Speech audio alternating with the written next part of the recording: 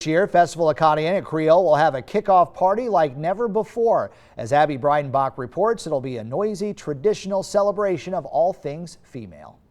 The woman in Acadiana is going to have a whole melting pot of culture and influences from the Cajun, Creole, and indigenous people, the Houma tribes, all kind of stuff we got here. We got Spanish, we got German, we got all kind of stuff here that melted together to create our unique culture.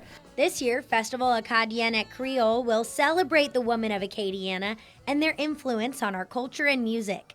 It will start with a symposium. And we're ending the symposium with a charavari, which is a noisy, ritualized parade, just with like any kind of noisemakers you can bring, anything, pots and pans and kazoos or harmonicas, whatever. All are welcome to partake in the fun, wearing clothing or carrying a token that represents the female influences who made us who we are today. Today, I stand here loving Festival Acadiens Creole, loving Festival International, loving my culture, knowing my identity and my culture because of my mom. So I want to honor her.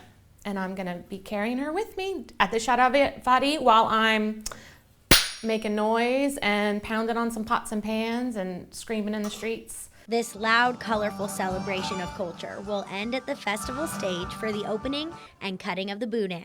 In Lafayette, Abby Breidenbach, KATC TV3.